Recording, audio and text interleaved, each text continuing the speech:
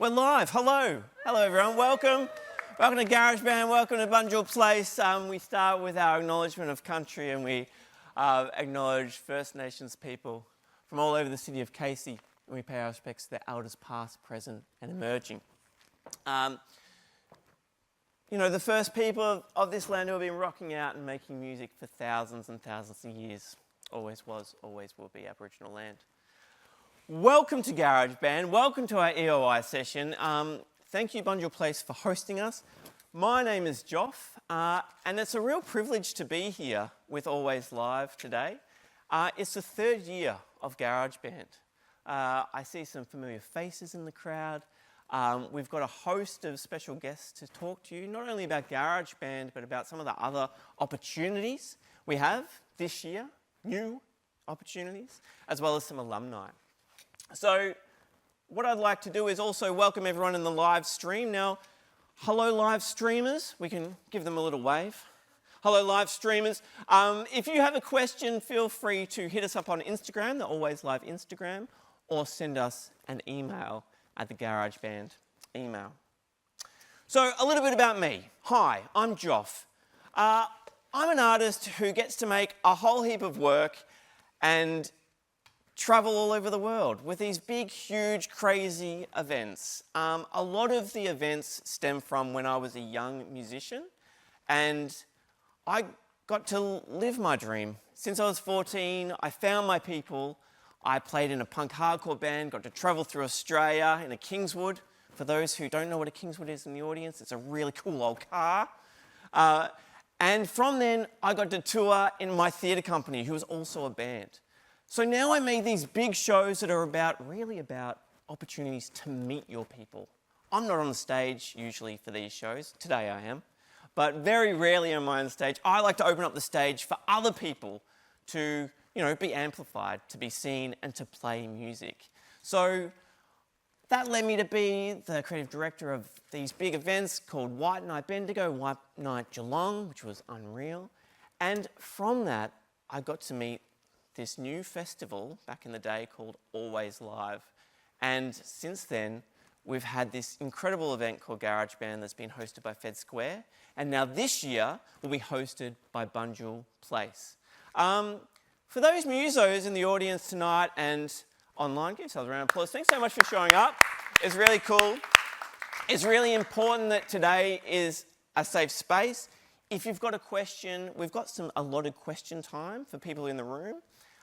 But there's no stupid questions, there's no silly questions, and also I really encourage you to look to the person next to you who you might not know and introduce yourself as the day goes on. Okay, back in lockdown in 2019, I had this meeting with a person called Emily Ullman, who now is the program of Always Live. And we thought, let's get as many people involved in a show as part of Always Live as possible. Young people. And GarageBand is about building community. It's about also what you'll hear from the alumni.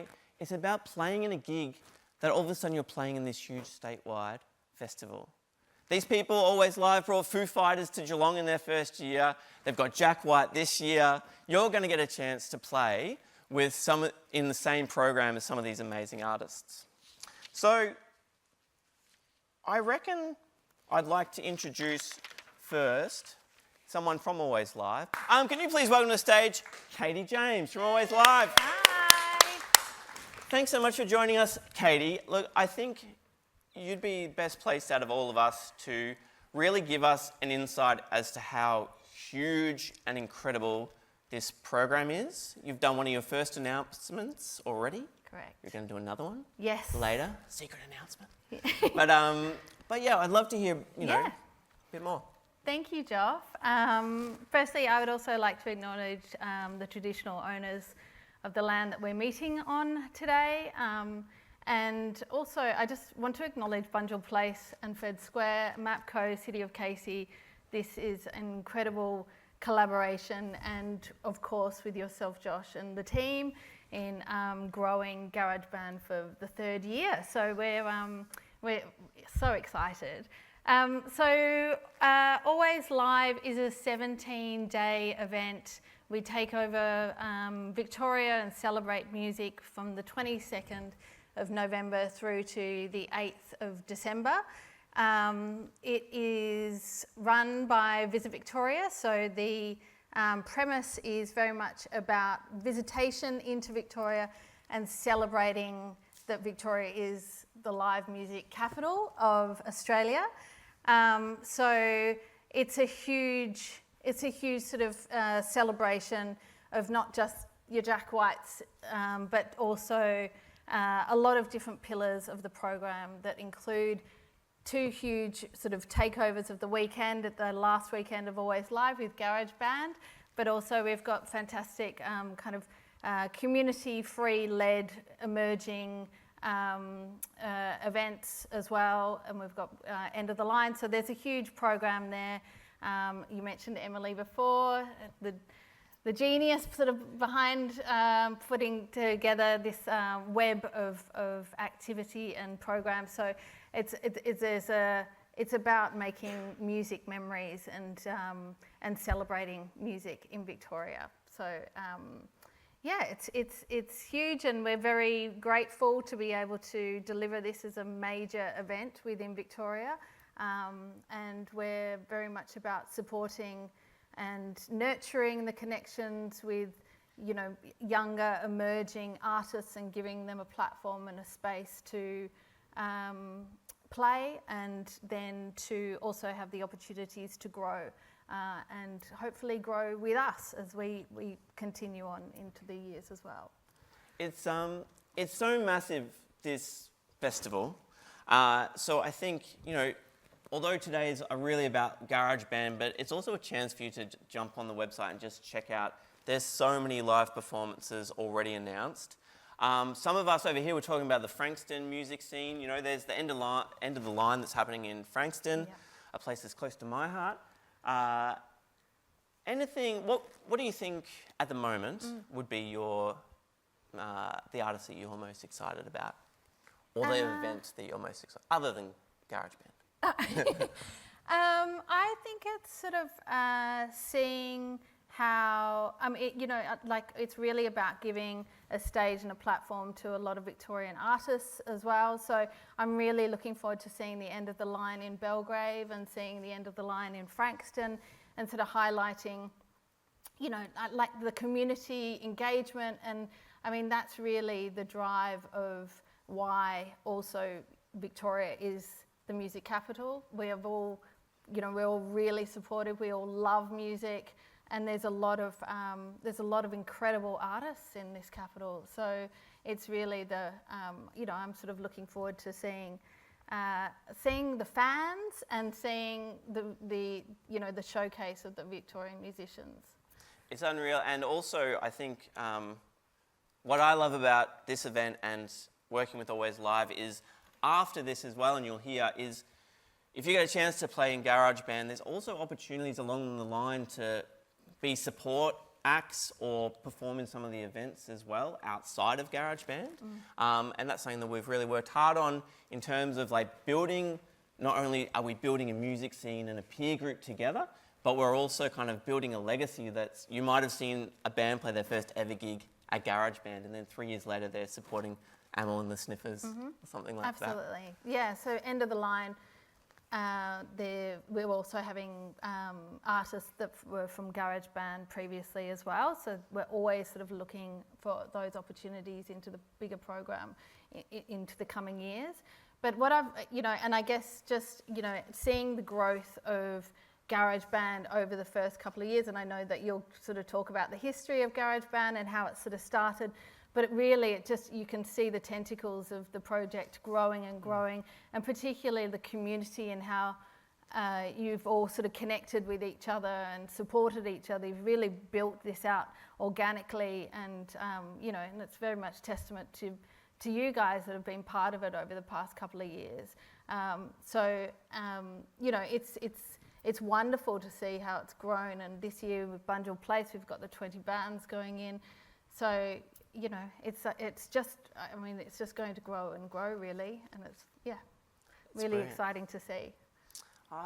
Thanks so much, Katie. I agree. And essentially, the ground level of this project, and I was chatting to some of the bands as well earlier. Oh, hi in the back as well. Welcome.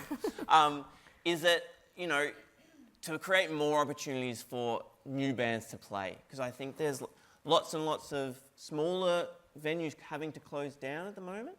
And so how can we, through festivals like this, build more opportunity for people to play their third or fourth gig and then go on to to play in big festivals.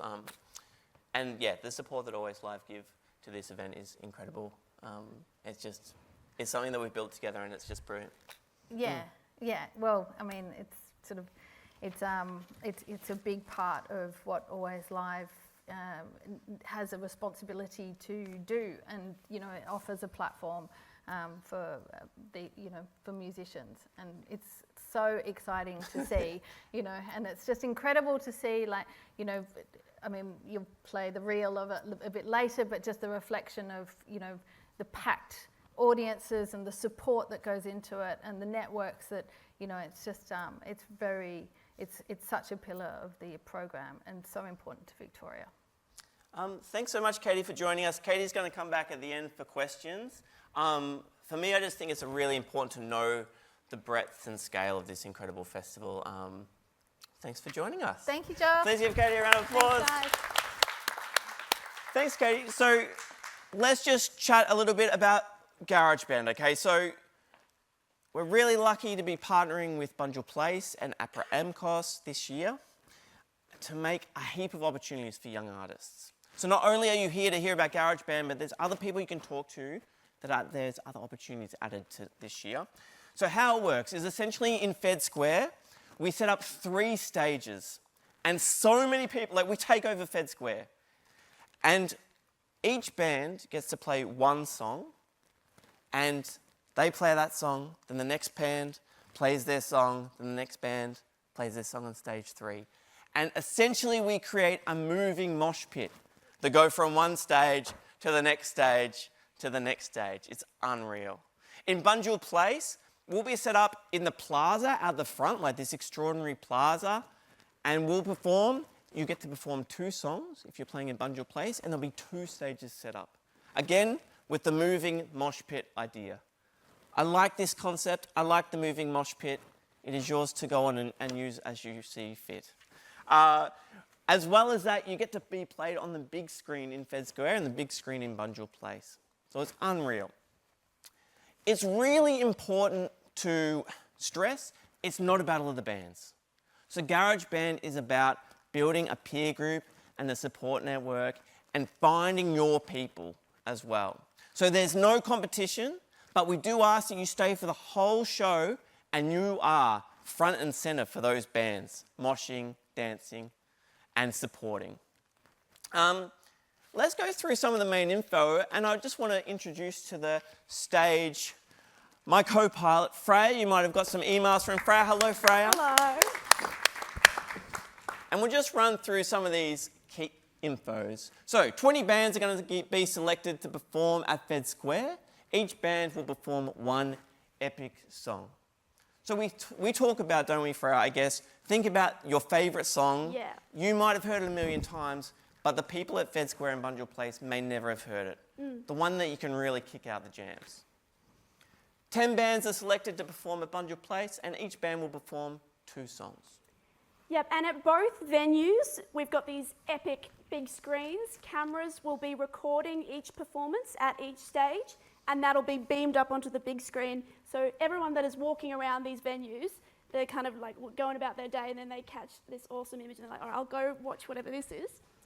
So that's all going to be projected, and then the footage is going to be shared with you after the event, which is really, really useful. If you have a great, really high production, high quality video of you performing in these massive venues, that's something you can then use to promote your band and your work throughout your journey. Some of the key dates. So many of you will have already put in your expression of interest submissions, but we've got one more week where we're leaving it open. So if you haven't already, we'd love you to put in an application and also encourage your friends, other people in your network. So we really want to spread the word with as many young Victorian artists as possible. So EOIs are going to close midnight, dramatic midnight, Monday 30th of September. And Joff and I are going to review those submissions, and we'll let the 30 successful bands know early October. And then one of the important things Joff mentioned, the orientation workshops. So in late November, before we have the event in December, we get everybody together for an orientation workshop. It's a chance for you all to meet, for us to step through all the logistics of the performance, because it's a real moving feast. There's a lot to know, and if we all work as a team, it all works incredibly well. It'll also be a chance to, get to know the other people in the performance and ask any questions that you have, because we want this to be a chance for you to learn how to perform on an epic sort of arena level stage. And that's compulsory that you attend that orientation day, because you get to know everything you need to know for the show. But also, you've got probably one of the best production teams in the city, working with you from MAPCO. So, use them. Ask them all the questions. They'll have you sounding awesome. Yeah. So, it's you need to be there as well as the show. Yeah, absolutely. And there will be food at the orientation event. That feels important to say. So, Yes. there'll be snacks, there'll be snakes. It'll be great. And then, of course, we have our performances on Saturday, 7th of December. We have the show at Bunjil Place. Then on the Sunday, the 8th, we have the show at Fed Square. So it's a weekend extravaganza. We'd love for all the bands that are performing in both events to come and be the crowds, come and support your fellow young musicians at both of those events. You'll get called earlier in the day. We'll do a big sound check. We'll have a lunch break, and then we'll go into the performance. Yeah. Awesome, Freya. That's probably the Nailed key it. stuff. Yeah. Right. All right, Thanks so much, Freya. Unreal. Let's play it. We're just going to play a little highlight package from last year. I'm going to have a glass of water.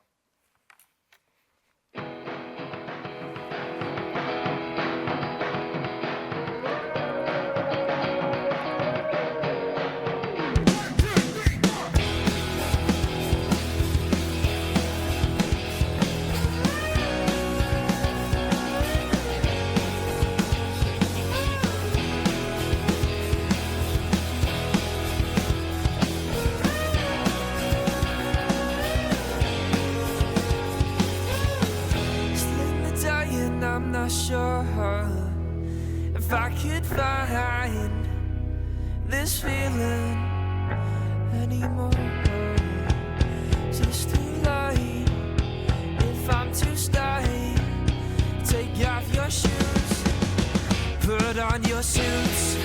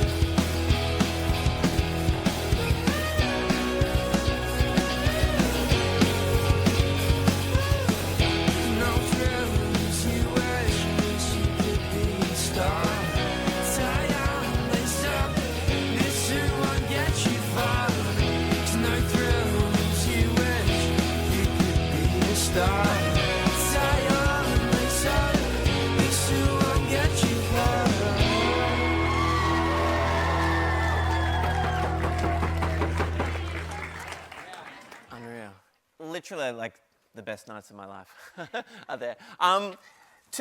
For our next little spot in our chat, I'm going to welcome Al Parkinson to the stage from APRA AMCOS to talk about songmakers. Please welcome her to the stage. Thanks, Joff. Thanks, Freya. So pumped to be partnering with you and this program this year. And I feel like it would just be great to hear more about the opportunity and the program. Thanks, Joff.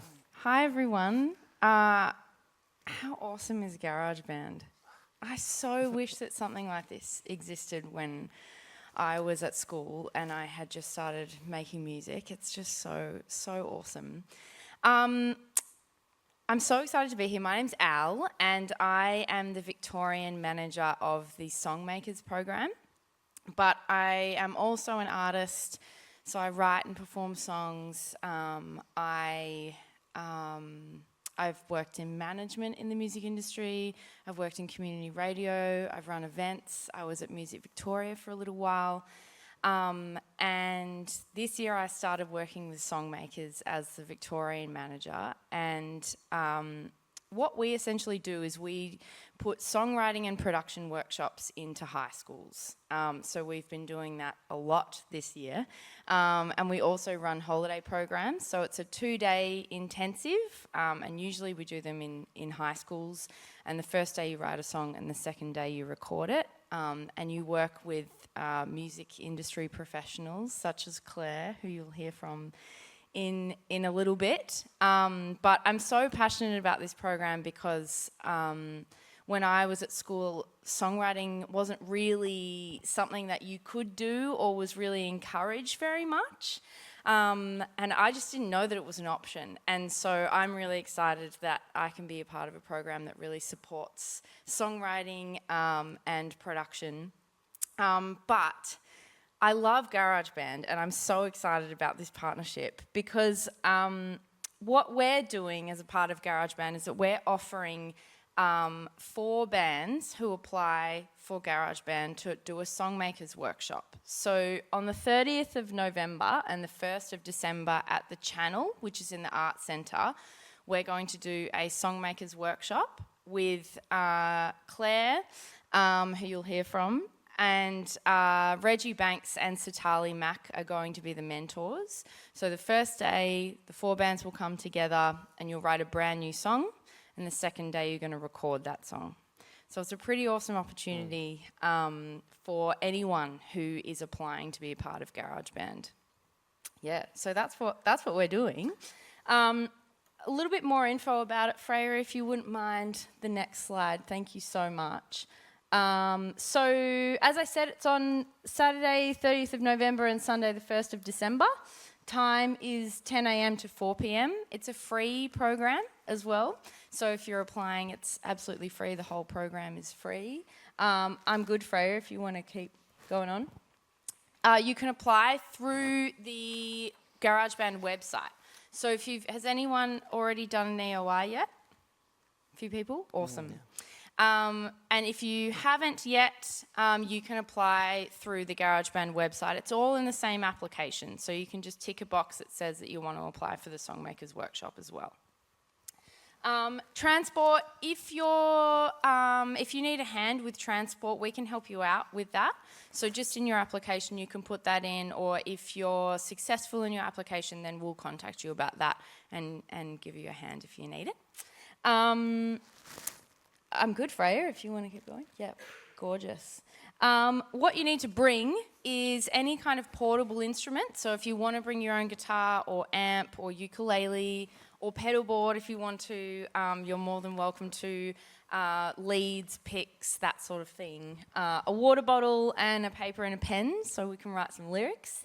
Catering, we're going to provide all the food for the 2 days, and we'll ask you all of your dietaries. There'll be lots and lots of snacks, so you won't have to worry about that. If you have any questions, you can get in touch with me anytime. I'll be here hanging out all day, so you can ask me any questions at all about this workshop, about Songmakers, about the music industry, whatever you like. I'm really keen to chat to you all and get to know you. And yeah, I can't wait for GarageBand. I can't wait for this whole event. Yeah. It's awesome. Unreal, Al. And yeah, thanks so much for partnering with us. And yeah, like you said, you'll be around. And also Al will come back for question time at the end. APRA, AMCOS does all this great stuff as well. Like GarageBand, like today is a chance just take advantage of the people in the room and where you are. So really do feel free to tap any of us on the shoulder and ask us questions. as we go on and we go to our food moment at the end as well. Thanks so much for joining us, Al. Thank you. Thanks, everyone. Round of applause for Al. Thank you very much. We talk a lot, we're talking about GarageBand. It's an amazing night. It's unreal. It is all those things.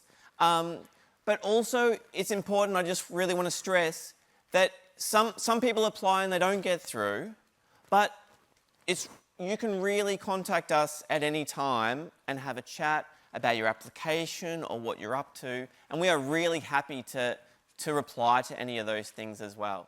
So, this opportunity, only 30 bands can be a part of it, but just through applying or showing up today, we are really happy to keep connected throughout the whole process. For our next chat, I want to introduce two alumni who we'll get to hear from in a moment as well, but I thought we'd just have a chat about their experience, any hints and tips, or how kind of being a part of GarageBand last year felt. So firstly, can you please give a big round of applause for Indiana Lewis. Indiana Lewis is a Melbourne-based singer-songwriter. She weaves honest lyrics about feelings big and small, and also Tom Nethersole. Tom Nethersole has performed at a host of music festivals, as well as he continues to display his versatility within the creative fields. All the fields, yes. One more round of applause, thank you. Thanks for joining us. So I'll start with you, Indy. You performed last year.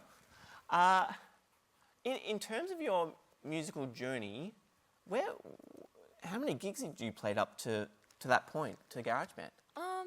Well, I'd been making music since I was 10, but gigs-wise, I'd only had like a handful over the years, so GarageBand definitely gave me a boost. So I'm very grateful for that. Like since then, like having that as like on my CV, it's gotten me a lot of opportunities like Northcote Rise Festival, the South Australian Art Gallery's Teen Art Party, and most recently the big NGV Teen Art Party in August. And I feel like GarageBand definitely gave me like a leg up with all of those. You're collecting all the big sites in Melbourne. You've got Fed Square, NGV, unreal. It feels like also maybe after it's cool to, if people want to ask you where are some cool gigs or people to talk to, you might be up for a chat as well. Yeah, of course. Yeah, come talk to me if you have any questions. And in terms of Tom, you'd made a few recordings. You were quite present on Spotify as well when you applied. Mm-hmm. Where did that sit for GarageBand in your musical journey, and kind of where are you now after that, a year later? I feel like for me, even though I had stuff out on Spotify and I was doing some gigs and stuff, Fed Square was definitely the performance that like you said, having it on your CV, like saying that you performed in Fed Square with Always Live, like with the Victorian government, it was so much better for like applying to, supporting international bands. Like after that, I went and supported Drax Project on like their national tour. It was just really good for getting shows like Victoria's Pride and stuff like that.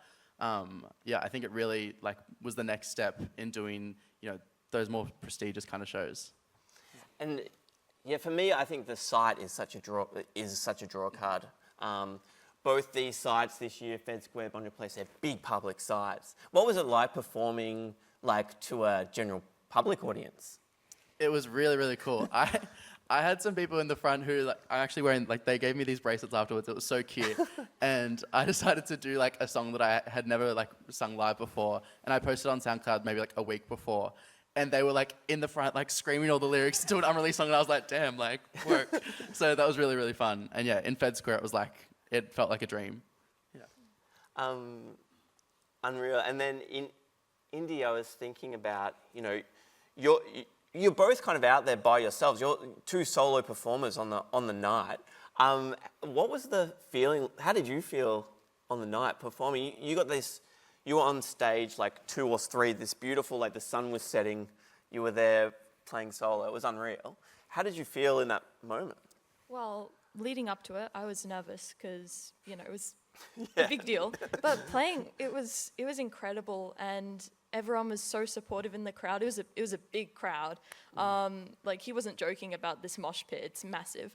But it was such an amazing experience. And afterwards, like, I had this confidence I didn't have before, like knowing I could do something like that. Like, it really helped me with future performances. Yeah, it was surreal. Thanks, Indy. And so we've got kind of a room full of people who are already like playing gigs, awesome musos in their own right, applying to be part of GarageBand. Tom, what would be, say, one of the tips you would give to someone going into this experience for the first time and getting the most out of GarageBand?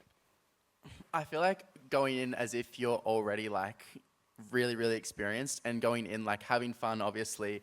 But I think like you've done the practicing, you've done gigs before, like this isn't your first performance. Maybe it is your first performance on like a big stage. But I think like trusting yourself and engaging with the audience, this is one of the nicest audiences that you can ever have. Like Joff was saying, all the other bands that you're going to be performing with are at the front of the stage and they're all cheering you on. Like you've met them a couple times before. Like it's one of the most supportive crowds you have. So I think just try not to get in your head. I'm someone who gets in my head a lot. But I think if you can really just like take a hold of it and just have the most amazing time. And I think be present in the moment when you're performing. And like, it's only one song. It goes very short. But if you can be like, these next 3 minutes, I'm going to lock in and just really give this everything and be present with the people who are, you know, shouting these words back at me or, you know, cheering me on. Yeah, brilliant. Yeah. And yeah, you're right. When you walk on stage, it's set up that they're big fans of yours because they're here, they understand what the concept of the show is. And Indy, in terms of people applying, firstly, I'm really interested to know what led to you applying, but then also what would you say kind of to people who are applying and they want to know, should I or shouldn't I? That's a good question. So for me, I was made aware of GarageBand through Instagram and Always Live, and like I was nervous. I didn't think there was like a huge shot at me getting in, but I thought like there's no way that it could, like there's nothing I could lose, and if I got in, it's an amazing thing. And honestly, it gives you connections anyways, even if you don't get in. Like Joff, you'd said, like, stay connected. And Joff stayed connected with all of us after the event, and I'm very grateful for that. So just apply, because, you know, you either get in and it's an amazing thing, or you have these connections. Yeah. Great point, Indy. I was thinking as well, there are some people who applied last year that didn't get in, and they showed up to the event. Like there's a lot to be said about showing up to the event and taking part, I guess, isn't there? Yeah, 100%. I think like one of the biggest things that you can do like as an artist is like if you're supporting someone or like someone is your support act or something, say in GarageBand, if there's an act before you, I think one of the biggest respects that you can give as like an artist or someone else on the lineup is watching their set and being involved and being the best audience member for them. Not only because that means that they might be a good audience member for you, but it just shows like a level of respect and like, oh, we're doing this as a team. It's not about other bands, as you were saying. Like, it's really, like, it's not just this performance, it's having the connections afterwards that, like, we've been following each other on Instagram since, and, like, we came together and we're like, oh my God, you did, like, this festival, like, that was so cool. Like, it's really, like, the most wholesome day and, like, experience that you can have. So, like, yeah, I think it's going to be great. Thanks, Tom. Thanks, Indy. I feel like we're at the point where we might ask some questions, if there are questions for the audience, from the audience. Indy's going to perform for us next in a moment. But we might just see if there's any questions straight up. And if there aren't any questions, I might wait a little bit longer, because there's always someone who's like, yes.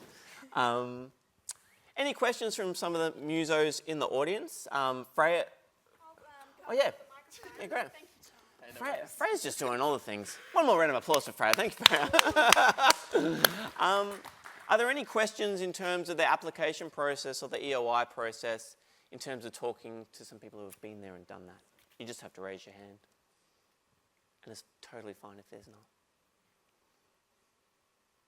It's hard being the first person. I know. Yeah. It's hard.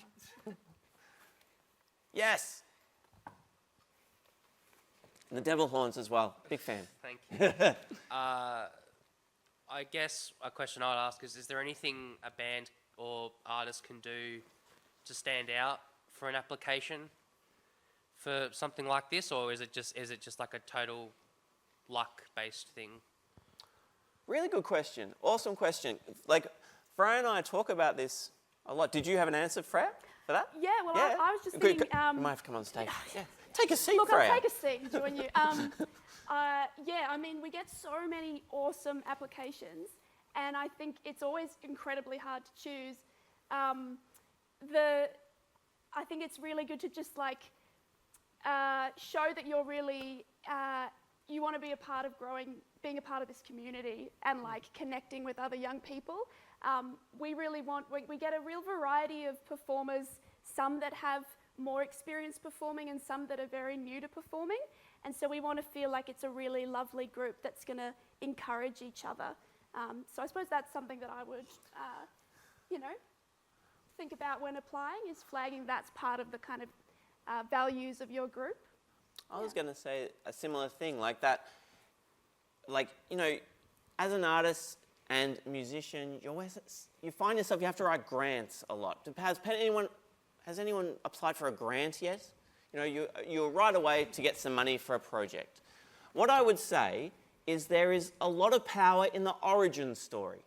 Like Freya and I, Always Live, we might not have heard your band before, but if you give us just a little kernel of the origin story of, this is my band, we're best mates, and this is why we do it, it connects us, or connects a person who's reading an application to your journey. And I find that's a really great thing. Not only is it fun to reflect on yourself, but it's also just kind of makes people kind of, pique their interest as well.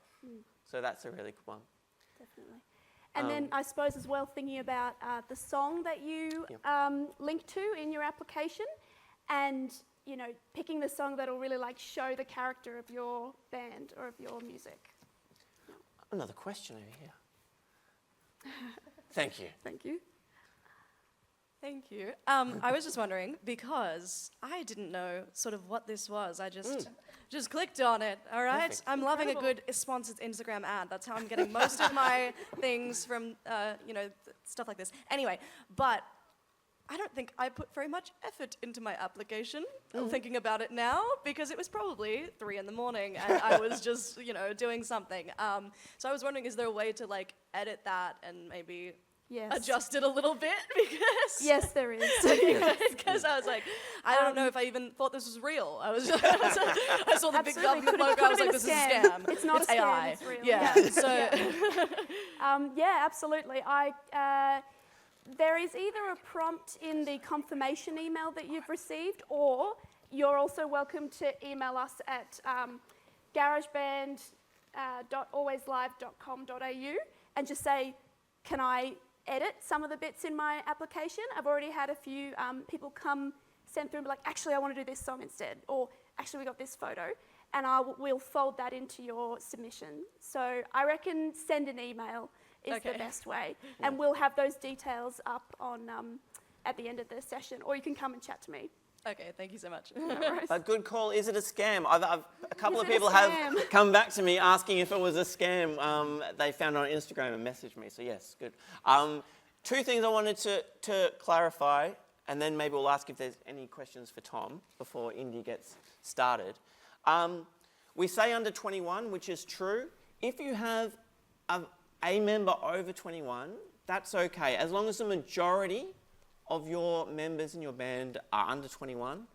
Even if it's a 50-50, we can make that work. If it's a band of 26-year-olds, we can't do that.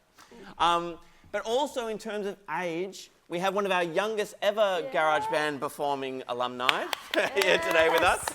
Oh, I think I'll just woke him up. But so if you have like a little cousin or someone who really can rock out as well, we do open that up because, how old were you when you performed? 11. 11. And your sister was 13, is that right? Brother-sister duo, Black Opal, performed a Metallica song, and it was epic. It was incredible. The crowd went wild. And it's So- because of that performance that it was like, oh, actually, it's fantastic to really open it up to quite younger musicians as well. So Black Opal really led the way on that as well. So, you know, feel free. Maybe you do want to play garage band with your younger sibling in another band as well. Before Indy kind of gets cracking with her beautiful music, are there any other questions for Tom, who is with us here as an alumni performer? Oh yes, back in the back. I just kind of have a question in general. Yeah. So we're allowed to play covers? Good question. Great question. It's preferred original music. So, yeah. I was going to say, if it helps as well, if you're having a hard time picking your song, I kind of cheated the system. They said we had 5 minutes, and instead of choosing one song, I mashed up 3 of my songs into one. Yeah, that So- was sneaky. Yeah, it was very sneaky. I got it approved. So I had like one slow song at the start and then 2 like really upbeat ones so that I could show like some versatility, because like this is one of like the biggest stages I had performed on at the time. And I was like, I want to be able to show like my range. I want to be able to show like the different things that I do. So if you're feeling like you're afraid of being boxed into one thing, maybe you can do that. Maybe talk to Freya. No, it's a good. You asked us about that, Tom, and that was totally cool and great. And similarly to this question, like, if you give context of like, hey, we're a band and we love music and we're not quite there yet, but we want to apply, and we can only play this cover, that's totally fine, because then we understand the context of the application. Yeah. So we give preference, as we say in like the website, to original songs. But if you kind of give us a bit of context around that, that's totally fine, and we'll totally listen and pay attention and give that application as much weight as all the other applications. I have another question too. What's the set time? The Like- show time? Yeah. Yes. So it changes between Bunjil and Fed Square.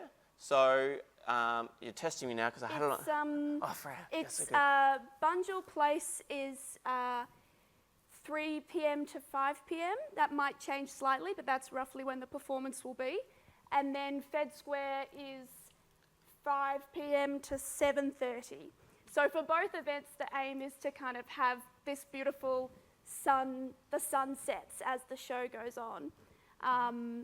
But you are really going to need to block out the day, because we need to sound check all 10 bands at Bunjil, all 20 bands at Fed Square. So we call everybody in earlier in the day, and then we go through the sound checks across the different stages. Once your sound check is done, you can go and like have some food, and then we have a dinner break before the show. Yeah. Did you mean how long are you playing for, or did you mean? Yeah, how long does each band play for at Fed? Oh, apologies. Another good question. So around that 5-minute mark. So essentially, when we run the run sheet, we kind of approximate 3.5 minutes for your song. But we had like a couple of more, say, stoner rock bands play with us, and because of they give us the song when they apply, like this is a song we're going to play, Freya and I know how to fit that into the run sheet. So actually their song might be 4.5 minutes or 5 minutes, but it's around that 5-minute mark. You don't want to be like free jazzing it, 10 minutes, but around that 5-minute mark is where we kind of ballpark it at. Awesome. Thanks so much for your questions. We're going to have a big question time at the end. You'll see Tom perform towards the end, but now we're going to welcome Indy. But before we do, please thank Tom for joining us. It's a real privilege to host Indy today, for her to play one of her new songs. Yeah, thank you. This song is a newer song that I've written, and it's called Floating. So, yeah, I hope you like it. Indiana Lewis.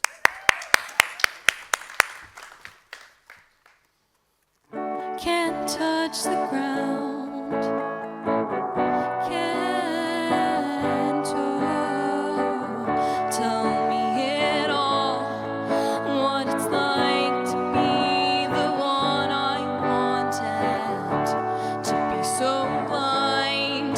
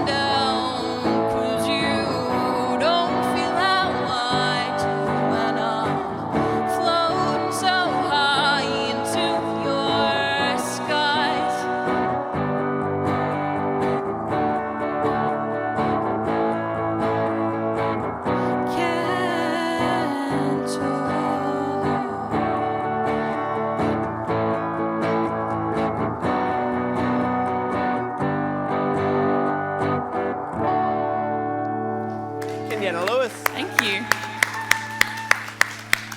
Thank you so much, Indy. Unreal. Talking about incredible music and incredible musicians, we have Claire Rayner in the house.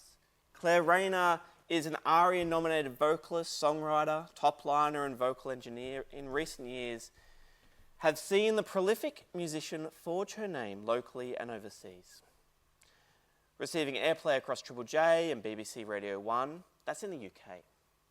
While adding her voice to a slew of acclaimed releases with artists such as Golden Features, Solomon, Colin, The Presets, and High Spirits. Accruing over 25 million plus collective Spotify streams, Claire's songwriting has seen her participate in events such as Sony MMW Songwriting Camp, APRA Song Hubs, and KLP's Ricochet Songs. Claire Rayner! Welcome. Hello, thank you. Such a cool song. Thank you. I hate when my underground raves get raided by the cops. Oh. I know, it's such a bummer. I know, that's why you've got to have them in mum and dad's garage. Yeah, that's it. Yeah, with their approval, of course. Yeah. Thanks for joining us today, Claire. I was thinking, I talk about being a drummer in a punk band when I was 14, and that's what led me here. Where did it begin with you? It began when I was really young. So I did always dream about playing in bands and wanted to write songs. And I was really fortunate to have a really great musical education, so to speak. The school I went to had an amazing classical music program. So that was wonderful. So I learned so much through that, but it was entirely focused on the classical realm.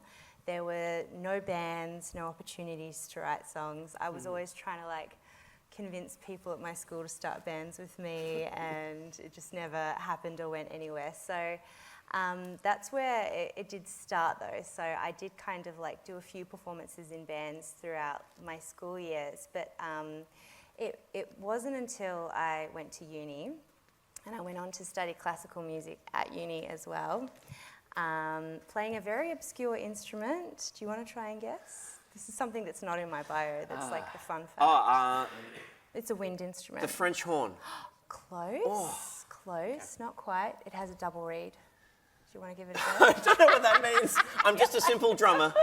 I played the bassoon, so I was wow. originally a bassoon player. Hands up if you know what that is. Anyone? Oh, sweet, cool. Quite a few people do. So yeah, I went on to study classical music, but again, I really, really wanted to branch out into contemporary music, which is what I'll call this world that we're in now, And so it wasn't until my early 20s, actually, that I met my partner, who's my partner in life, partner in crime creatively as well, and he had moved from Adelaide to Melbourne to pursue playing in a band, and he was like, "You can sing, do you want to start a band together?" And I said, yes, with all of my heart, yes I do. And so that was kind of how it all happened. So I actually didn't start writing songs and playing live in bands properly until I was in my early 20s. So I can safely say that anyone that's involved in this amazing program and event is crushing it. You're already years ahead of me when I first officially started. So.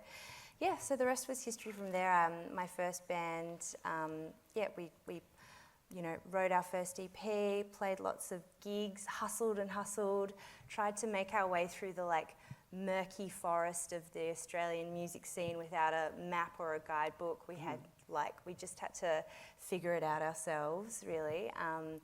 And then opportunities started to arise from there. So that's kind of where it all began. And where did those opportunities come from? Do you think it was going out there and gigging, or where did you start to make those connections and those offers and opportunities come from?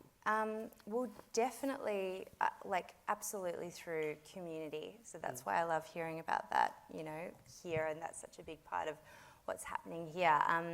So yeah, through playing shows, through making friends with people in other bands, through supporting other bands and musicians, and saying, hey, could I support you, or would you like to support me at my gig? And then very much for us, it also a big thing for us was Triple J Unearthed. So that was a big launching platform for us, putting our music on Triple J Unearthed, which in and of itself is an amazing community for young people and emerging bands. And so that was where we got our first kind of break with Triple J, I suppose you could say, through putting our music on Triple J Unearthed. So that was a big first milestone, I think, for us. And so you're classically trained, you kind of find your person and you start gigging. Yeah. And now I feel like reading through your bio and listening to your music this week, you kind of live in different places. Can you, I guess artistically, that's what I'm trying to say. So could you maybe talk to us now about how you kind of work within the music industry as a professional musician, and your incredible vocals and collaborating with other artists? Yeah. And how does that even work? Yeah. Yeah. So I think to be a professional musician, in the contemporary space or scene, I do think that a lot of, most artists would we do a lot of different things, under that umbrella. When you're an artist or you play in a band, you kind of do have to be really multifaceted, and you're making money through all different revenue streams. So from live performance to releasing music to all sorts of other different opportunities. So I do quite a lot under the umbrella. The main thing that I do now, so all the way from that starting point to where I'm at today, I'm primarily a vocalist, a songwriter, a top liner, and a vocal engineer. I run a recording and production studio called Joylac Studio in Melbourne. And so, when I'm not recording and releasing my own music, I also work with other artists. So from more established artists to developing artists that have, just started making music. And I do things like artist mentoring, co-writing, there's a bunch of producers that work out of the studio as well. So that's its own little ecosystem. And I do a lot of collaborations, more in the electronic dance space, as you would have seen from that video. So that's kind of ended up becoming my niche and my place. But I do co-write and just do songwriting for all different genres and stuff. So for artists of all different genres as well. So, and I work for APRA as a part of their Songmakers program. So I'm which a is mentor cool. for that. So that's also what brings me here today. So So perfect. So as a professional musician, right? What does your average week look like? Okay, that's a good question. An average week. So for me at the moment, maybe an average, we can talk about this week. Yeah. I'm here today doing this amazing interview and hanging out with you all. Tomorrow I'm off to a Songmakers workshop, so I'll be doing that as a facilitator mentor. And then for the rest of the week I'm in my music studio. So I'll be working on my own music, which at the moment I'm kind of in the middle of wrapping or completing a bunch of new music, which is being sent to labels, either collaboratively or labels that I have agreements with, to map out the next 6 to 12 months of my releases. So I'll be doing that in the studio, and then I'm also working with other artists in the studio this week, helping them with co-writing and things like that. So that's what I do. Yeah, that's my week this week, which is a pretty typical week at the moment. And then I suppose in the next 6 to 12 months I'll be moving more back into the live space, DJing and maybe performing live with all my new music that's coming out. So you DJ as well? Yes. Great. Yeah, yeah. Oh, so good. Yeah. And so you talked about like your as a young person. So there's heaps of musicians here, right? As you enter into this big wild space of the music industry, Yeah. but you're starting out you're starting out as a band. Maybe you want to make it as a band. Maybe you're thinking maybe this could be a career, or maybe you're doing this as a hobby. What are some like hints and tips if you could go back to kind of, visit your teenage self? Yeah. Is there any things you would, pieces of advice that you would pass on? Hints and tips.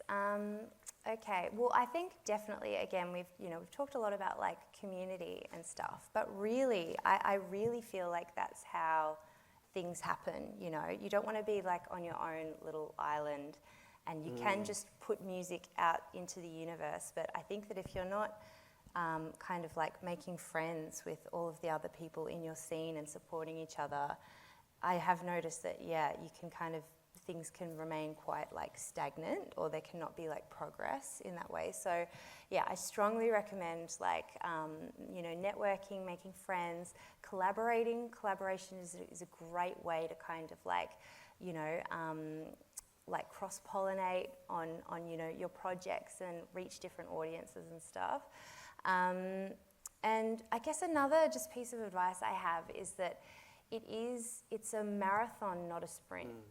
There is that, people say, like there's that saying something like, it takes 10 years to become an overnight success or something. Yeah. And really what that kind of means is just that, it is a journey.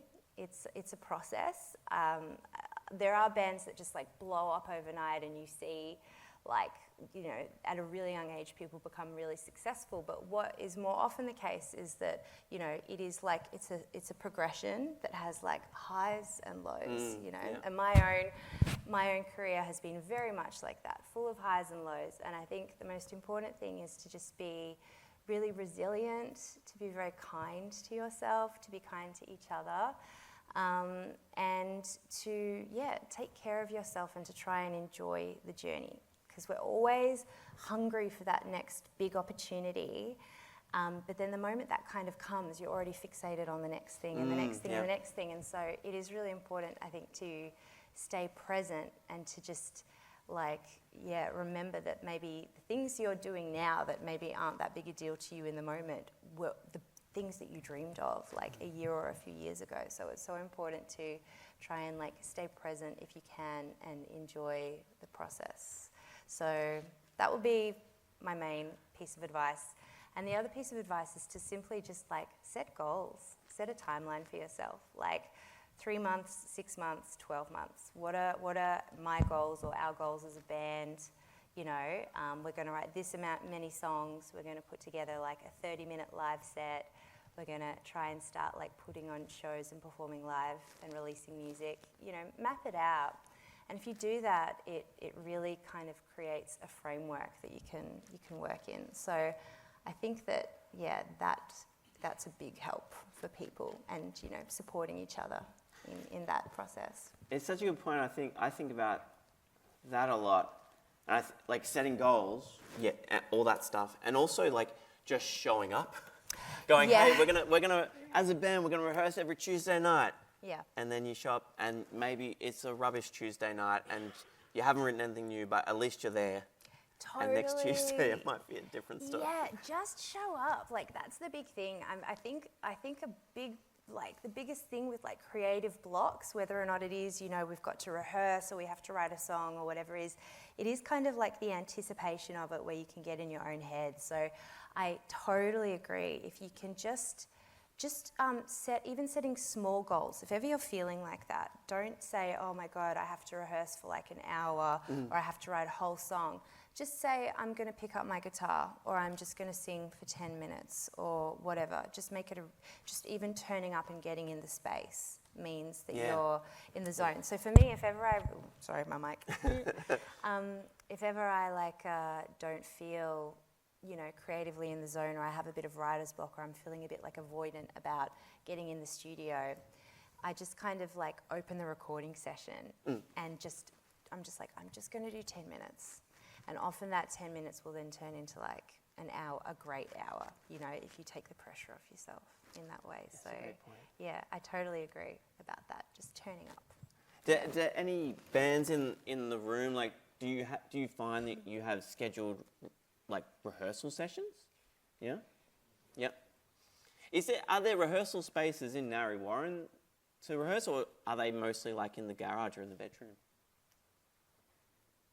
At the back? Yeah, great. Nice. You're a shed band. Cool. I like it. Love it. Anyone else? Yeah?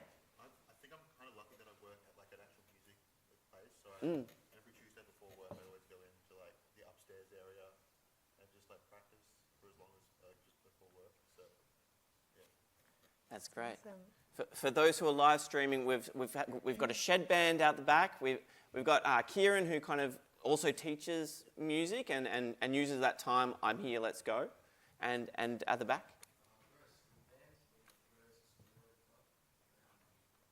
School bands are cool as well, like that.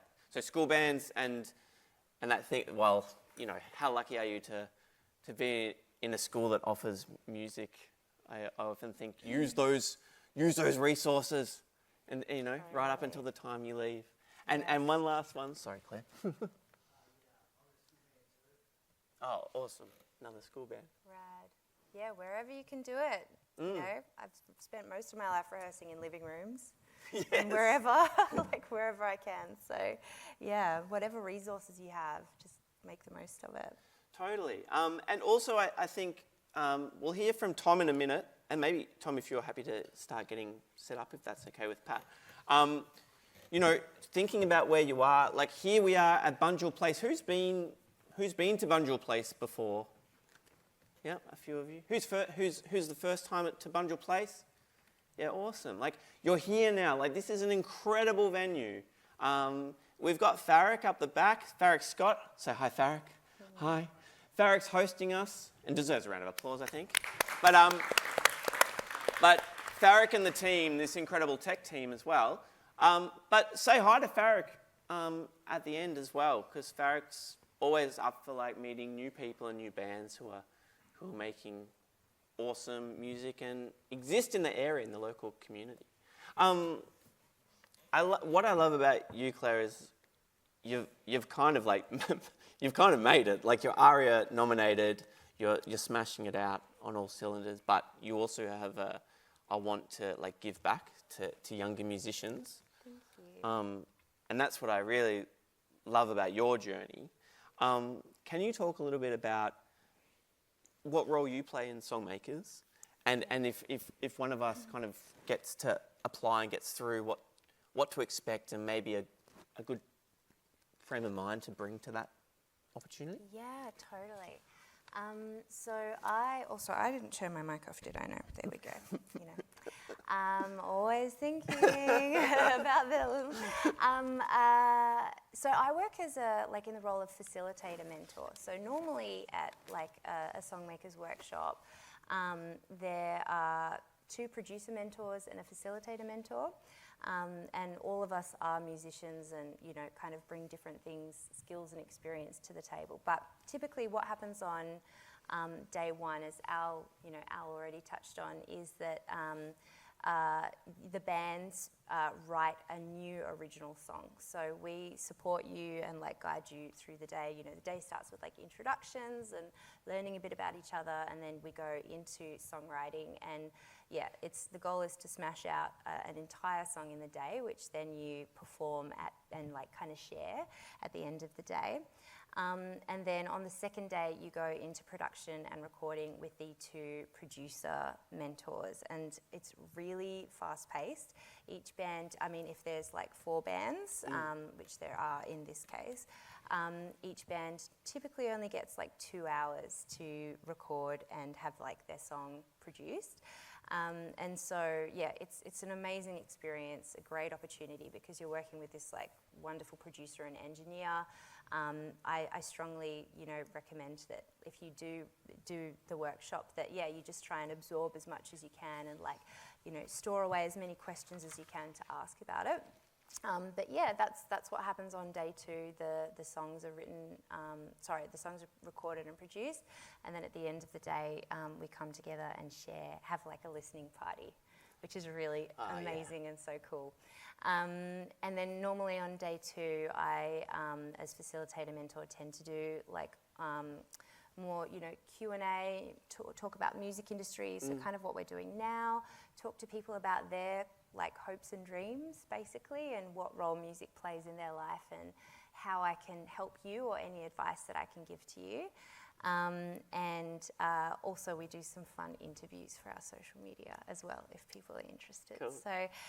So but as far as like what state of mind, or attitude to bring, really just to have a really open heart, as I said before, like obviously being kind to yourself and kind to everyone else, to have a yes and attitude, to really remember that, no matter what role you play in your band, you are an equal collaborator in the songwriting in particular. So what we really want to encourage people to do is, even if you're like, oh, I only ever play the guitar parts, or I only ever play the drums, or whatever, you have a set role.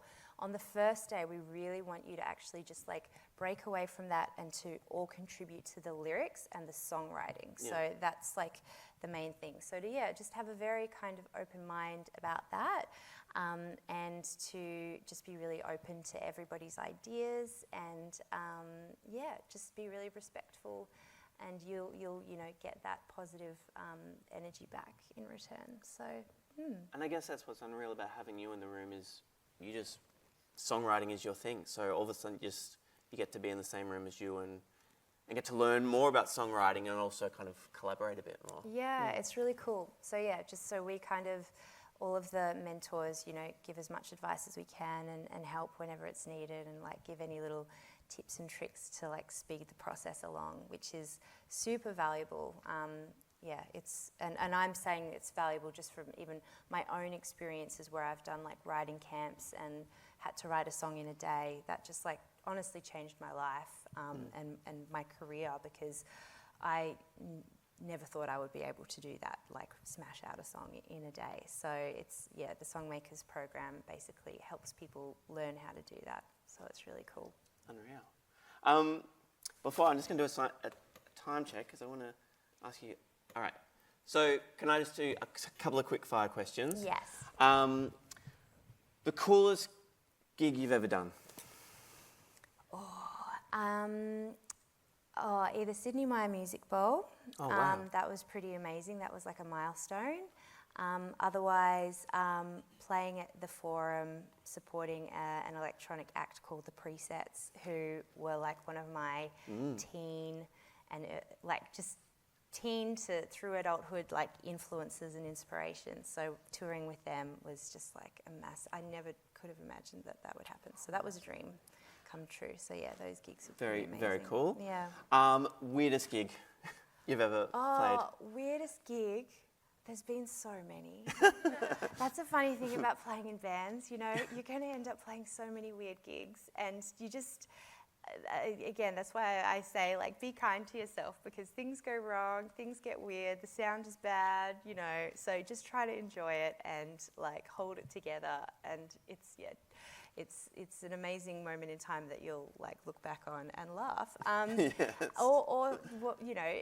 but grow from ultimately. But weirdest gig, gosh, there have been so many, but I'll never forget back one of my first ever gigs, that was a big festival breakthrough kind of moment for us, was at a festival called Park Life, which doesn't exist anymore. But we were one of the kind of baby bands, emerging bands, playing not on a main stage, but like a side stage. And it was so random and funny, because they had built a stage that was like a pirate ship. So we were literally on this like kind of floating pirate ship that had just been plonked down in the middle of this lawn, and it was really random and kind of just strange. I felt like we should have been playing like sea shanties, and we absolutely were not. So that was definitely a bit weird, but cool, really cool. Pirates of So, Penzance. kind of Yeah, vibe. yeah. So that one sticks out. It's a weird gig. Okay, that's great. And then 2 more questions. Kind of the most exciting city that you've ever played a gig in?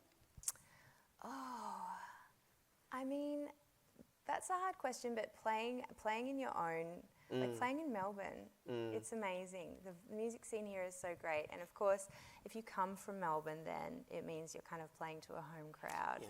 So I really think that that's always the best. You Great know? answer. So, yeah. We're very lucky to be in the state of Victoria, and the investment in live Yeah. music, APRA and Always Live, Yeah. playing a big part of that. And lastly, before we go to Tom, I was just going to ask, what's kind of to date, you know, you've got lots to do and to achieve in your musical journey after this, but what's your proudest achievement to date?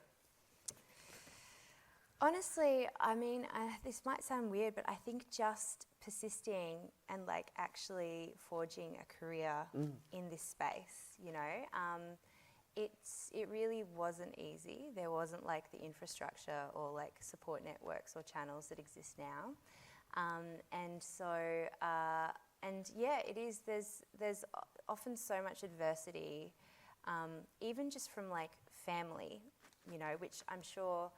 I know that there'd be so many people in this room that would have super supportive families, and I'm very lucky to have had like a very supportive family for the most part. But I do think that like when a lot of young people are trying to forge a career, you know, in a band or in the music scene, you know, family members can be very nervous. It's a very nerve-wracking thing.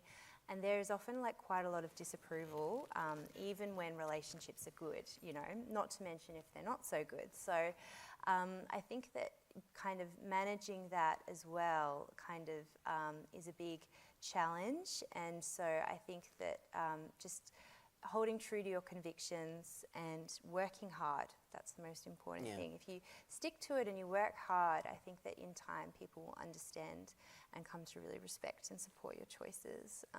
And yeah, I think that that's ultimately it. So that's my proudest achievement. I love is that. just not giving See? up. You're here. Yeah, I'm here. Yeah. I made it, you know. I love that. No, I'm it's so and true. I'm so honoured to be here. So yeah. And you spoke about that earlier, you know, just taking a moment to, whether it's your first gig or, you know, your career to date, it's about just taking a step back and just going, yes, I'm here and I'm doing it, and that's enough. Like, that's heaps. Yeah, and no matter if you're doing it as like a hobby or it's something that ultimately doesn't pan out, it doesn't matter. Like, you did it. How cool. And it's something that, you know, so many people all around the world can only dream of, getting up on stage and performing live in front of an audience of people. And that's something that I think now you can kind of like rest easy, being like, I'm so satisfied that I did that. So I think it's really great for that reason alone, you know. And no matter what the outcome, you should be so proud that you did it. So yeah. Thanks, Claire. Thanks for your wonderful and really generous answers and spending this time with us. I'm going to ask you to stay here with us. We're going to invite some of the other panel members for question time after the next performance.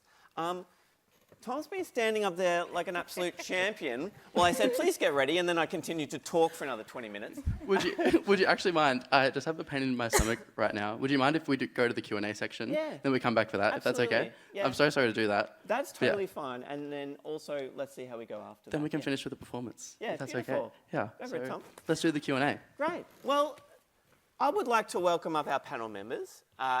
Al from APRA, Katie James from Always Live. I'd also like to welcome up Freya again. Please give them a round of applause. We have our roving mic. This opportunity today, it's all about just taking the most of the moment. You've kind of heard a bit, you've heard a lot from me, but you've heard a bit from everyone today. And so now's just a chance to ask some questions, and also we'll hear from any questions in the live stream as well. That will be, I imagine, beamed to us. Yes, I think if I'm up here, Fee, would you mind relaying the questions to our mic in the audience? Thank you kindly. Thanks, Fee. Hi, I'm John. First of all, thank you very much for being here. we'll just open it up to the floor or to anyone live streaming with any questions. Yes. I was just wondering, with this APRA songwriting workshops and things like that, when you've got the ones coming from this and the band and the 2-day recording thing, are you creating bands when people get there? Are you putting everyone together and everyone's making a song together, or is it the bands that have signed up? So, good question. Really good question. So, if a band signs up as a band, then, and if they're successful to do the Songmakers program, and I actually forgot to mention that those who are successful will find out 3 weeks before the program, before Songmakers happens.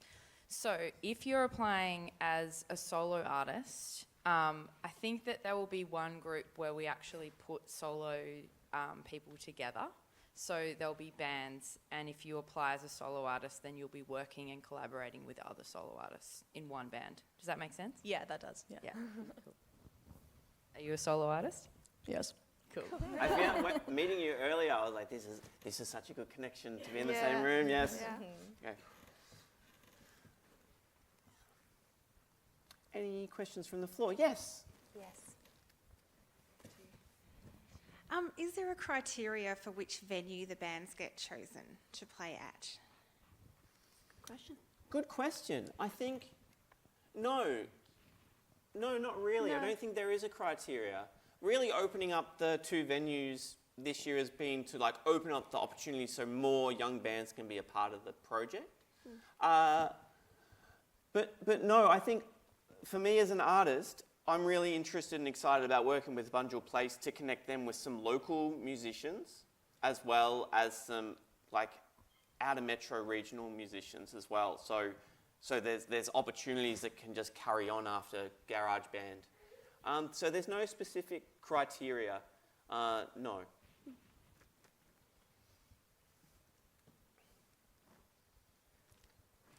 Yes. Oh, yeah. It's like this at school too. If I may ask, it's Claire, correct? How did you get into vocal producing and like that sort of side of things in the studio work? Because I've always been interested in anything to do with voice and anything to do with songwriting and anything like that. And knowing that in the music industry, in order to make a career out of it and make money out of it, you often do have to go from a lot of different places. How did you get into that? What sort of connections did you need? And what sort of skills did you have to learn? And you know, how did you learn them? Did you, like, you obviously studied classical, but the production work is a bit different, isn't it? Yeah, that's such a good question. So it's a bit of a funny story, actually. I transitioned into like becoming a vocal engineer / vocal producer when my partner, who I mentioned before, he is a producer and a mix engineer. He always used to record my vocals, and I was so fussy and wanted to do so many different takes and wanted to layer so many different vocals that finally one day he cracked it and was like, Claire, I can't do this anymore. You need to learn how to record yourself.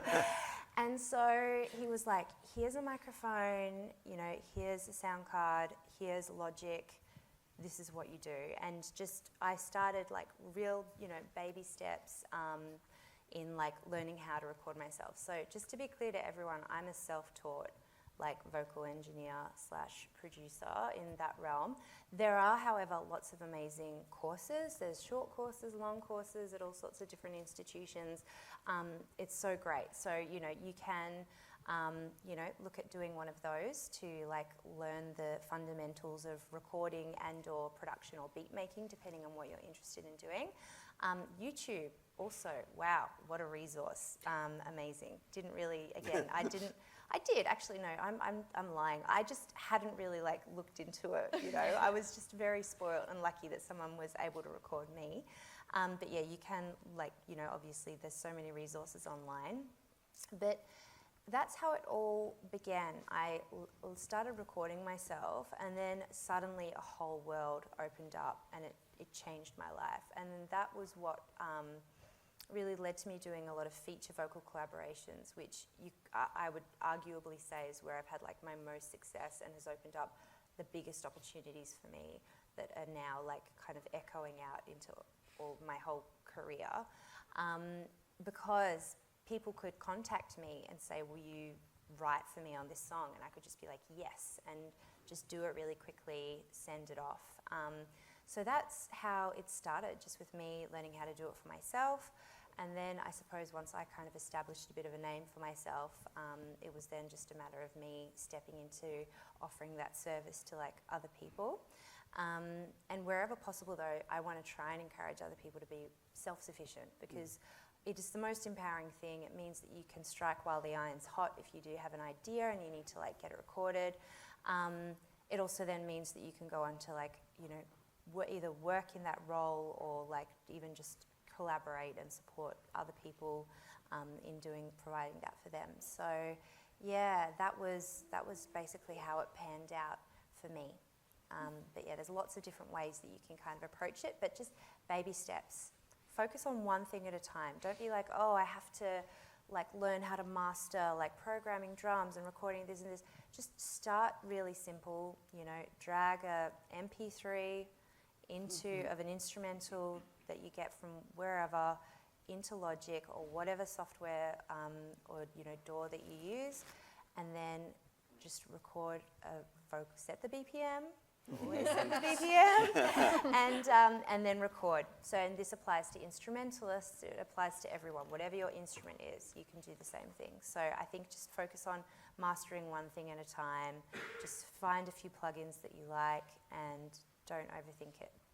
Yeah. Thank you. Cool. Very nice. And if I might just add something to that, I know that lots of, if you don't have a lot of equipment accessible, I would really recommend having a look at at your local council, because a lot of places have really awesome like studios that you can rent for free, and they've got tons of tech, and it's all just waiting there. And if you just call someone at the council and be like, do you have this? They're like, yep, it's at that place. You book in for this amount of time. I know Darebin City Council's got a great studio space, and a lot of local councils, they've got tons of resources that are just there for you that you might not yet know about. So maybe you get it through your school, but also you can think about what's available in your area. And there also might be venues that are really excited and looking for people to volunteer, and they can kind of mentor you and teach you things about the sound engineering, sound production side of things. Yeah. And I'll just add to that though, honestly, I really want to stress, you don't need all of this fancy equipment. No. Like seriously, I still to this day use an SM7B microphone, which I love with all my heart, and it's probably my most like treasured possession. And it's not a very particularly expensive mic. It is very popular as a vocal mic, but you can find so many things like really cheap secondhand on like Facebook Marketplace, and all you really need to like record an instrument or your voice is like a microphone and audio interface / sound card. So we have a bunch of different fancy ones at my studio, but a lot of the time I just use an APRA Duet, which again is quite a humble little sound card and very portable, and then just a computer. And whatever software you have available to you, like Ableton, you can do for a free trial. Otherwise, you'll probably have something native to whatever, like that's already available on your computer. So yeah, don't think that you need to have anything flashy. Like, I know about really big producers that have literally used their vocals from a voice memo that they recorded on their phone, which they've then produced, and it's been like the lead vocal on a track that's been really successful. So don't overthink it. You don't need to, it's just keep it simple. Yeah, doesn't need to be lots of crazy equipment. Yeah. Yes. This question's probably for Al. It's to do with the song makers. You mentioned earlier that when they play at either Bunjil or at Fed Square, they can use the footage for part of their advertising and things like that. Is that the same with the songs that they record? Will those songs belong to them when it's finished? Or, Yes. And they'll be able to use it for their advertising and all of that sort of They stuff? can use it as their song. Yeah. Wow, that's great. Thank you. Oh, yes, and then yes. Thank you. This is a question for like the professional musicians like Claire and Joff. It's a bit of a strange one, but do you have any like tips for how to make it in like jazz in this like down here and stuff? Oh, what was that? Sorry, make it with Jazz. in the jazz scene. Yeah, jazz. I can suggest a few things, but does anyone else want to add to that first? I live with a jazz artist, so Oh, amazing. I could probably chat to you afterwards. But I suppose the Melbourne International Jazz Festival is a really great and supportive organisation. Yeah, I can put you in touch with some people. We should chat after this. Yeah. But again, going to shows, I feel Yeah. like the jazz community and scene is like pretty strong. Yeah. So like figure out where everyone's playing their gigs at, like, you know, particularly like maybe the smaller to mid entry level venues as far as like where the artists are at on their journey, and go and chat and collaborate and say, do you want to get together and like play some music and see what happens? So yeah, it's about making friends and networking and finding your community, I think. Can I just add something too? When we were talking about how do you learn how to do something or how did you start doing that, learning from people at the same time and learning together is a really incredible thing. You know, some of my best friends that I first started playing with when I first started playing music, that's who I learnt so much from in terms of songwriting and how to write a song and what to write about. Or, you know, if you know someone who's really into production, allow them to teach you, and maybe they want to learn about playing guitar or singing, and then you can kind of exchange ideas and knowledge, and I think that's a really wonderful way of building community too. And can I just say, you have this perfect opportunity right now to do that, you know. Great point, Al. But before we go on to the next question, I was just going to ask Katie, in terms of like your position in Always Live, and I think you've talked really great to that and what the festival is, but can you just, so we know like who's in the room and their experience, what is your experience within festivals and events and things as well? Because I knew you were part of Woodford. Yeah. Sure. So I've been working on festivals for, this is going to sound really old, 25 years. So I've travelled the world and been really fortunate to be able to work on lots of different festivals and to work with lots of amazing artists. I grew up very much surrounded in the music industry, so saw a lot of up and coming artists and, you know, grew up a lot backstage, and yeah, I guess it's been, you know, it's kind of, I guess, you know, similar to some people in this room, it's sort of part of your blood and it's part of you, and you know, and yeah, I think, you know, it's sort of, I've often been attracted to supporting artists and working on the mechanics to support those artists and how it works. And I guess I'm very passionate about it personally, and that's, you know, lent itself into being fortunate to be able to have so many amazing positions in my life, and being able to be so fortunate to, you know, be where I am with Always Live. So yeah, I guess it's that's a bit of my experience. Yeah, it's magic.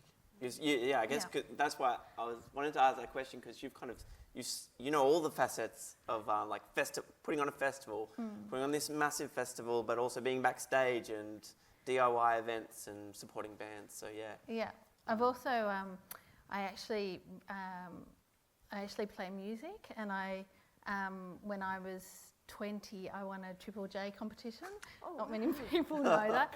Cool. And to be honest with you guys, like at I won this competition, and then I had all these people wanting to sign me up, and I had written one song. So I hid in my bedroom with my best friend and tried to get more songs out. And I think at that time I was really thinking to myself, is this right? Does this feel right for me? You know, what were the offerings of where I could go into? What did they look like? And so I wrote a few more songs and started to kind of go on the journey.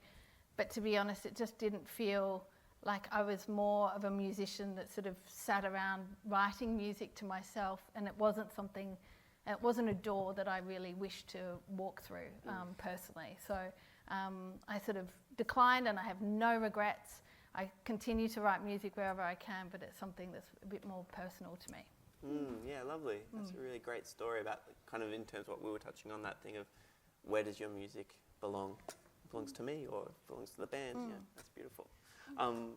We might have one more question, and then we're just around. You can ask us heaps of questions. Yes. I was going to say, from a production standpoint, what would you say you'd have advice? Well, actually, let me try that again. Would you have any advice on how to stand out as a band from a production standpoint? So not just going in and recording the instrument, and then that being it. Is there any other tips you might have on how to sort of sound better, I suppose, from a production standpoint? I want to declare, because in terms of your experience running the studio? Yeah, I mean, it depends on the genre. So I do think that it's important to think about your influences and honour that. And I do think that that plays such a big part in how a song is mixed or produced. So it is it does really come down to that. But I think that thinking about mixing and having trying to create space for all the instruments, within the mix, and if particularly thinking about the vocals as well. Some genres have really buried or affected vocals with lots of effects on them and stuff, which is very cool, and that's the aesthetic. But I suppose if you want to do that, make sure it's an obvious choice. But then if depending on the genre or vibe, making sure that the vocal is kind of clear and not competing too much with the other instruments. But yeah, I don't know, what genre of music do you play, or what style of music do you play? I do alt rock, so I think Queens of the Stone Age, Parkinson, Filter, if any of you know who they are. Oh yeah, Filter, cool. Cool. So yeah, I would definitely say that for those influences, all of the instruments as well as the vocal definitely get to be heroes in the mix. But I think that the vocals do tend to sit quite forward, even if they're affected. You kind of can hear what's going on. So I would just think about that, and I would listen to your influences. And I would. So are you producing yourself and producing and mixing your own work? I play drums in the band. Yeah. But you could still be producing and mixing even if you do play drums. Yeah.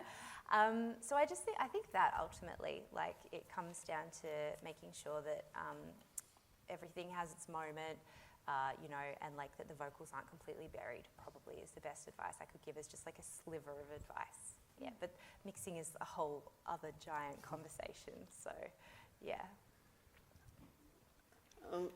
We might have one before we go for one more in the room. Is there any in the stream, in the live stream? No, that's great. If any questions arise from the live streamers who are tuning in, please feel free to send us an email or message us on Insta. After this, we're around to answer your questions online. Yes. I was wondering if there was going to be a question from this table.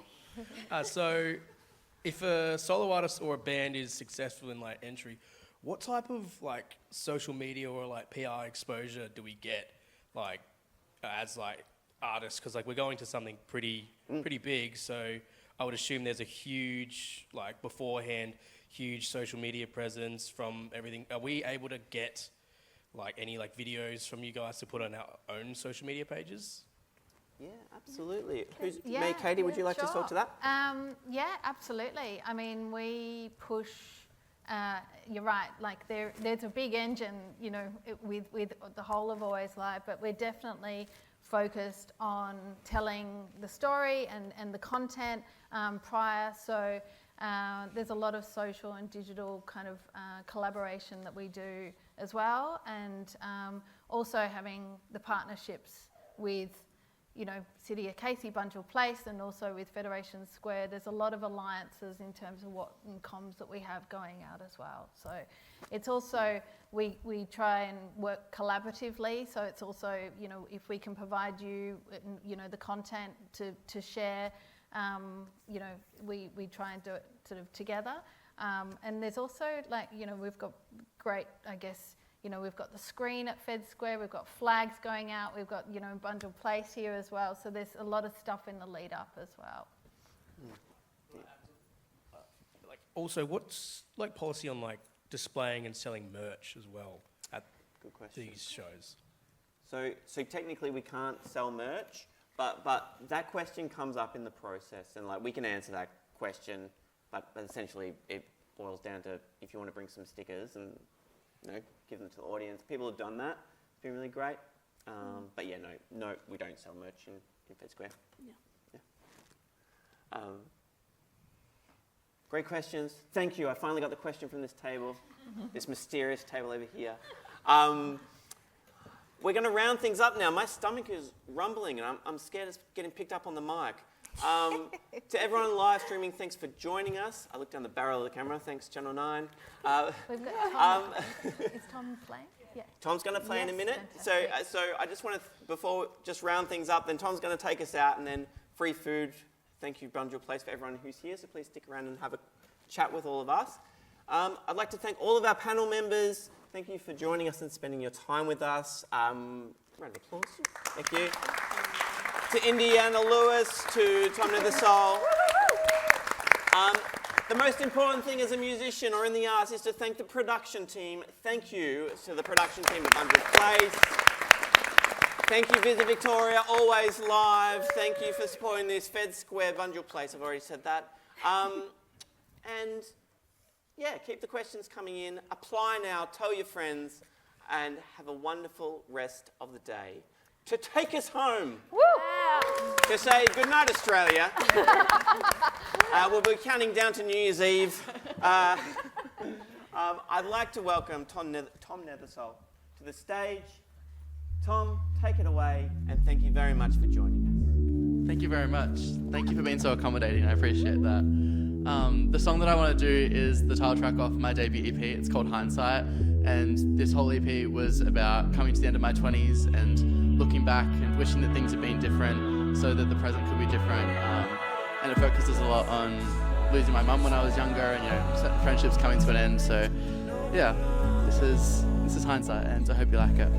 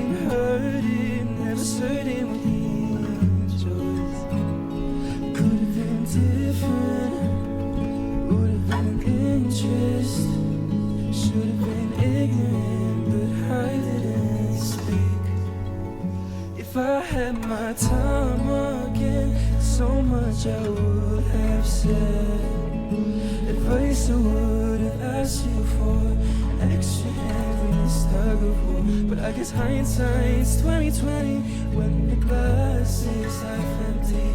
Wish the past would change its ways, but we're heading different lanes.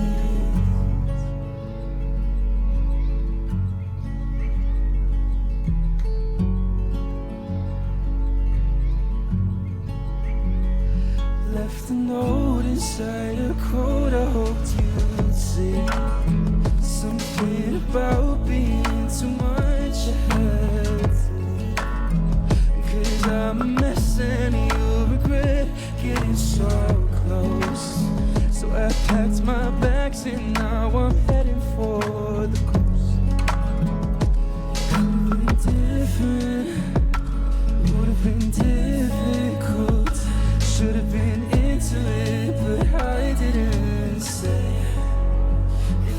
let my time run again. I'd be more than just your friend.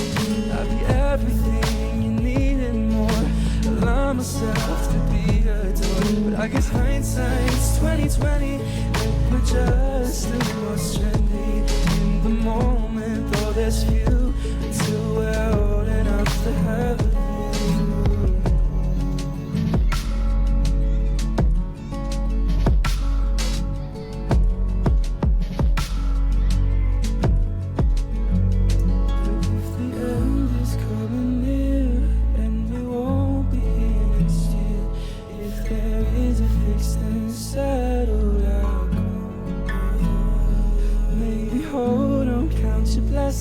Take a breath in your possessions, 'cause we won't be here when tomorrow night does come. There'll be no hindsight 2020, just you and I with plenty of time to waste away until we're left to yesterday.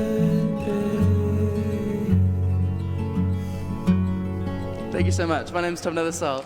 Thank you so much, Joe. Beautiful, Tom.